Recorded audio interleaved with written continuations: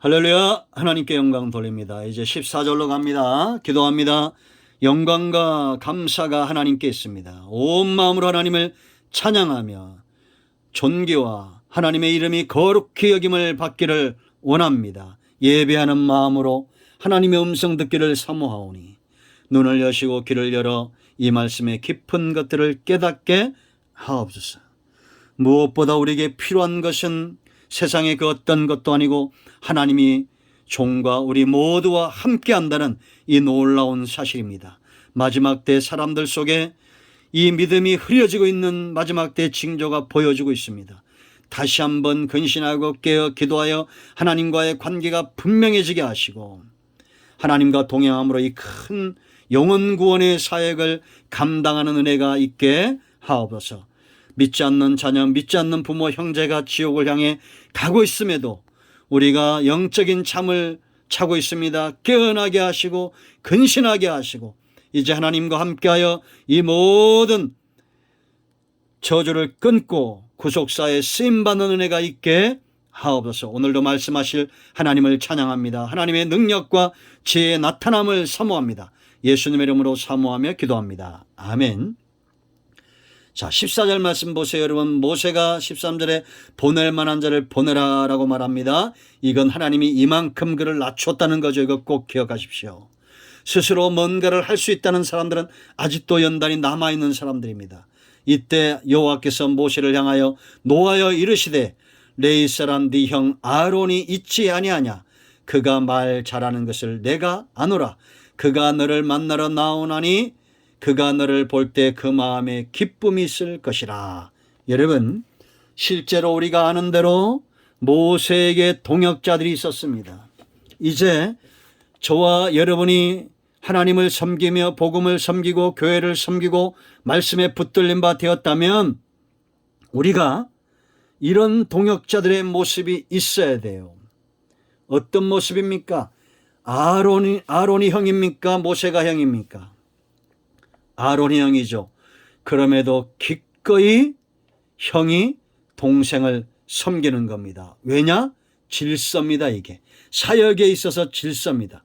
하나님이 모세를 통해서 이스라엘을 이끌어낸 영적 지도자를 삼았기 때문에 기쁨으로 아론은 그의 동생을 섬기며 그 마음에 기쁨이 있었다고 말합니다. 14절에 하나님이 주시는 빼앗길 수 없는 기쁨이죠. 16절 말씀을 보면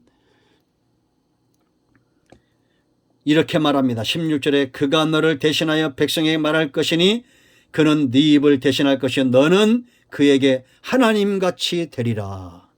하나님이라는 것이 아니라 하나님같이 그런 권위와 능력으로 하나님이 모세를 질서 가운데 높이신다는 겁니다. 여러분, 이거는 지금도 마찬가지입니다. 교회에서 이런 영적 질서가 있어요. 나이가 어려도 주의 종은 주의 종이겠죠.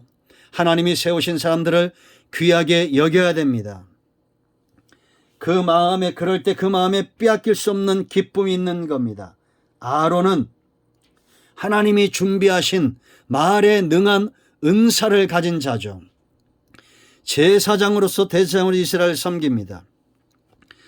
모세와 아론이 어떻게 이스라엘을 섬겼는지는 우리가 앞으로 보게 될 것입니다. 그러나 여기서 핵심은 모세가 동생이라도 질서를 쫓아 순종했다는 겁니다. 이건 지금도 마찬가지입니다. 저는 우리 교회가 제가 어릴 때부터 이 교회 담임 사역을 하죠.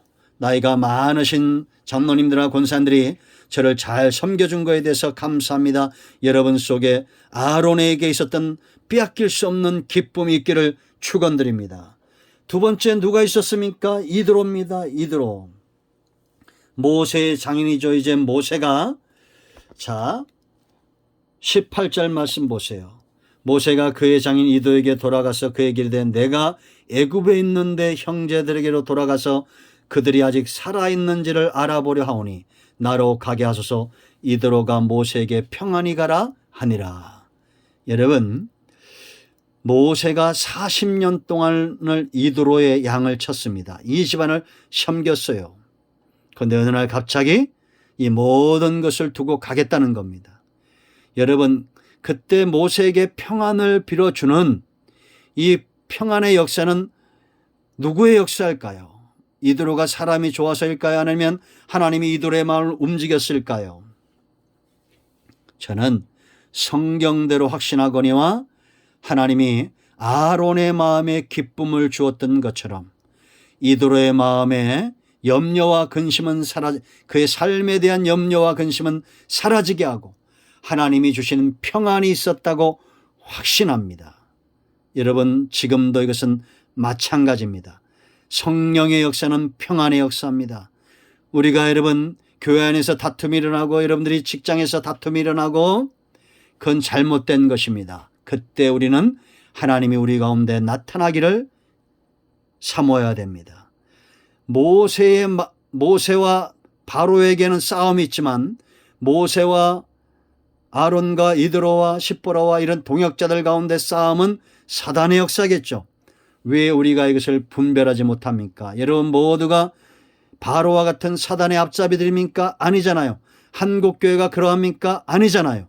우리는 성령 안에서 빼앗길 수 없는 아론의 마음에 있었던 기쁨과 이드로처럼 모세에게 평안을 빌어주는 마음이 있어야 돼요. 실제적으로 이제는 양치는 사람 한 사람이 떠나가는 거잖아요. 이들에겐 큰 손실일 수도 있습니다. 그러나 하나님은 그의 마음을 움직이고 있다. 분명한 것은 우리가 하나님의 말씀에 순종하여 나갈 때 모든 것이 협력하여 선을 이룬다라는 겁니다. 세 번째 중요한 그런 동역자 누굽니까? 바로 십보라입니다. 이제 우리가 24절 26절에 십보라의 행적을 우리가 내일 더 살펴볼 텐데요. 십보라 모세의 아내죠. 이 여자에게 있는 것은 슬기로운 지혜입니다. 여호와의 사자에게서 모세와 그 아들을 살려내죠. 이제 이것은 우리가 할례 부분을 이야기해서 살펴볼 겁니다. 가장 측근에 있었던 모세의 동역자 십보라 그의 아내, 그에게 필요한 것은 바로 슬기로움, 지혜입니다. 우리가 여러분 잠언 32장에 있는 대로 슬기로운 여자 31절 이하에 어떤 보화 진주보다도 귀한 겁니다. 동역자들에게 필요한 것은 바로 지혜요, 지혜. 지혜란 것은 하나님이 주신 은사와 하나님부터 온 모든 것들을 효과적으로 사용할 줄 아는 것을 말하는 겁니다. 지혜로운 자는 자기가 앞서지 않습니다. 생명을 살리고 기적을 행하고 표적을 행하고 하나님의 진노를 끊으면서도 자기를 앞세우지 않습니다. 하나님의 영광을 드러내고 질서를 쫓아 순종할 줄 아는 이런 지혜입니다. 이런 지혜로운 십보라입니다. 우리에게 필요한 소양이겠죠. 그런가 하면 여러분 오늘 이제 본문을 주제로 말씀하는 겁니다. 앞으로 미디안도 나오고 또 여호수아 갈렙 같은 사람들도 동역자로 광야에서 하나님께서 쓰시죠. 그런데 여러분 이제 27절로 31절 말씀 보면 또 누가 있습니까? 장로들이 나옵니다. 아론이 가서 장로들을 모아요. 29절 말씀 보세요. 모세와 아론이 가서 이스라엘 자손의 모든 장로를 모으고, 저는 이 부분을 읽을 때 참 가슴이 떴습니다. 430년 동안 있었지만 그 안에 영적 질서를 쫓아 하나님이 주신 이 사명, 하나님이 주신 직분을 귀하게 여기는 장로들이 그곳에 있었다는 겁니다. 온갖 박해와 어려움 앞에서도 굴하지 않고 하나님의 때를 기다리며 준비되었던 사람들이 있다는 겁니다. 여러분, 저는 지금도 이런 분들이 있다고 확신합니다. 우리 교회에 이런 일꾼들을 하나님이 보내주신다는 분명한 응답이 저에게 있었고, 앞으로도 하나님이 이런 일꾼들을 우리 성도들 가운데서 세워가실 겁니다.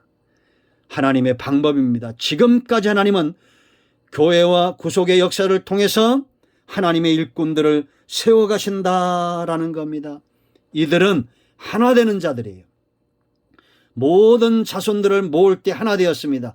그리고 여러분 30절과 31절 말씀 볼 때 이들이 먼저 믿었습니다. 31절 말씀 보세요. 여러분, 백성이 믿음의 여호와께서 이스라엘 자손을 찾으시고 그들의 고난을 살피셨다 함을 듣고 머리 숙여 경배하였더라. 이 백성 바로 장로들을 말하는 거예요. 이들이 먼저 하나 되고 머리 숙여 경배한 겁니다. 이제 보이죠? 동역자들에게 필요한 것은 마음의 즐거움, 평안의 역사고 하나됨의 역사입니다.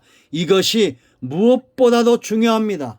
여러분, 지금 교회가 돈이 없습니까? 물론 없는 데도 있겠죠. 그러나 어느 시대보다도 부유한 그런 시대입니다. 지금 배우지 못한 사람들이 있나요? 다 많이들 배웠습니다.